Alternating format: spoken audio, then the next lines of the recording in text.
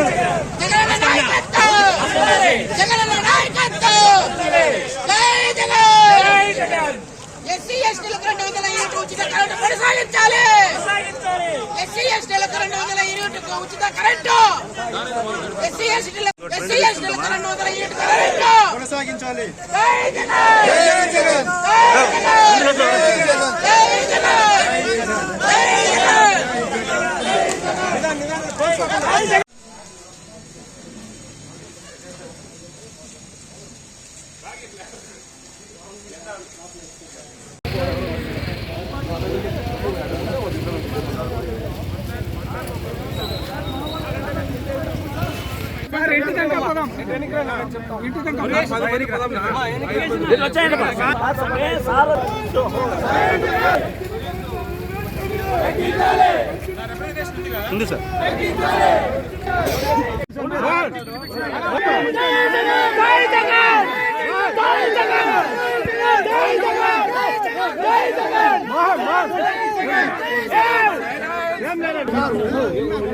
CA గారితో మాట్లాడుతాము, లేకపోతే డిఎస్పీతో మాట్లాడతాము. సార్ చెప్పినారు కదా,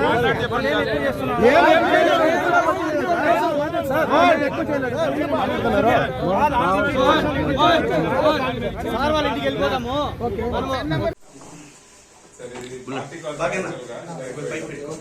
పెరిగిన కరెంటు ఛార్జీలు ఏవైతే ఉన్నాయో వాటిని నిరసిస్తూ గత ఎలక్షన్ సమయంలో ఏవైతే అప్పుడు ఉన్నటువంటి ప్రభుత్వం విపరీతమైన కరెంట్ ఛార్జీలు పెంచేసింది అని మాట్లాడినటువంటి ఈ ప్రస్తుత ప్రభుత్వం వాటన్నింటినీ బేఖాతరు చేస్తూ 2 సార్లు ఇప్పటికే కరెంట్ ఛార్జీలు పెంచింది.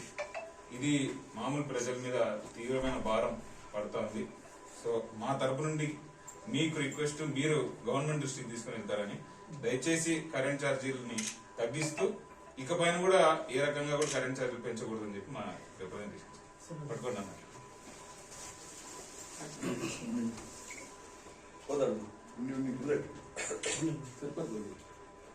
ఓకే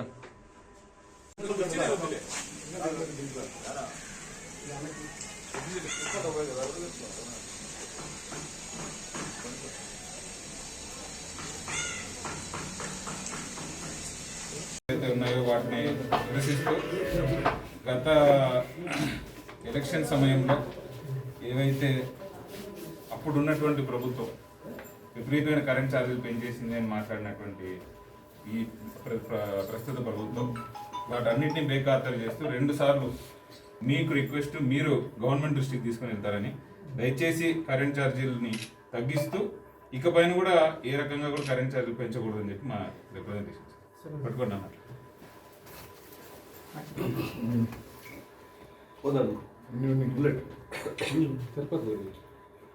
ఓకే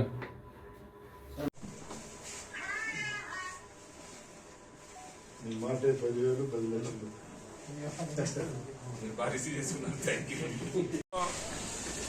అధికారంలోకి వచ్చినటువంటి కూటమి ప్రభుత్వం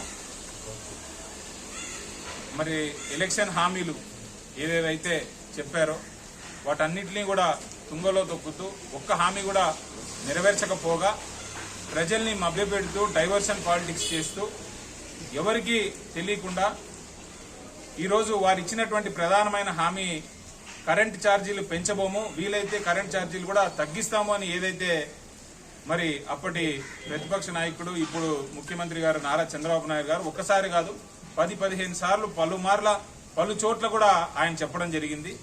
దాన్ని ఏ రకంగా పట్టించుకోకుండా మరి ఒక్కసారి కాదు 2 సార్లు ఇప్పటికే కరెంట్ ఛార్జీలు పెంచి 6,000 కోట్ల దాకా ప్రజల మీద భారం వేశారు.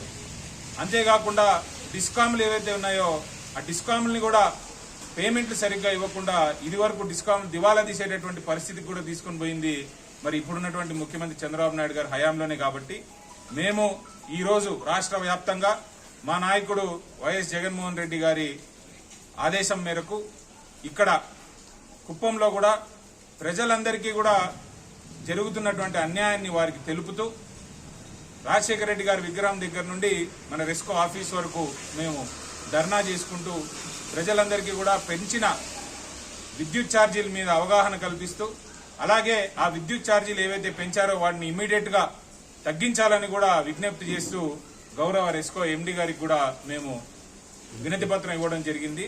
రాబోయేటటువంటి కాలంలో ప్రజలందరూ కూడా మోసపోయామనేటటువంటి విషయాన్ని ఇప్పటికే గమనిస్తా ఉన్నారు, గ్రహిస్తారు. ఖచ్చితంగా రాబోయేటటువంటి కాలం మరింత ఉధృతంగా మేము పోరాటం కొనసాగిస్తాం. ఈ గవర్నమెంట్ ఈ కూటమి ప్రభుత్వం చేస్తున్నటువంటి అక్రమాల్ని అన్యాయాల్ని మేము ఎండగడతామని కూడా మీ అందరికీ తెలియజేసుకుంటూ మరొకసారి ఈ రోజు ఈ కార్యక్రమంలో భాగస్వామ్యం పంచుకున్నటువంటి మా వైఎస్ఆర్సీపీ కుటుంబ సభ్యులందరికీ కూడా పేరు పేరున ధన్యవాదాలు తెలియజేస్తున్నాను.